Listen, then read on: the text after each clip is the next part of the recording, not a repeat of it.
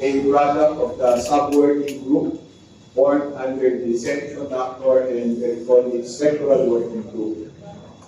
The Sectoral Working Group's goal is to identify strategies and initiatives that we, the government, industry, and academia, can implement jointly to help push this industry forward.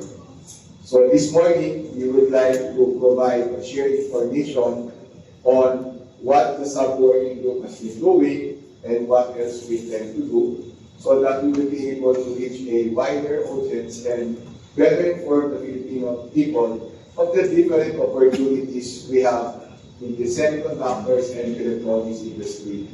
Not only in terms of investments, but also, very important, in developing our skills and capabilities. And actually, the very close relation between skills development and generating investments. Semiconductors and electronics have been having headlines across the globe. With the rapid technological development in the industry, side by side with the U.S. thrust to diversify its supply chain from China. All economies have been racing towards building capacities in order not to be left behind, capitalizing on their available resources and expertise, including availability of workforce, infrastructure, enabling policies, and access to raw materials and supporting industries. The Philippines will not be left behind. With our globally recognized capabilities in semiconductor manufacturing services, with strengths in assembly, test and packaging, as well as in electronics manufacturing services, in turn with strengths in complex PCB assembly, box build and system assembly, we are actually in a good position to serve as a strategic partner for semiconductor giants across the globe. Moreover, we have a growing IC design capability that can be nurtured towards global leadership. And this morning, we are joined by the leaders of all of these industries that we are working with. I was just reminded because I saw a pillar, a pioneer when it comes to chip design, Nick Lubet, and I was showing him earlier a presentation material that I was able to unearth from my files, from my email. This was way back in 2007 when I was still a teacher at the University of Asia and the Pacific.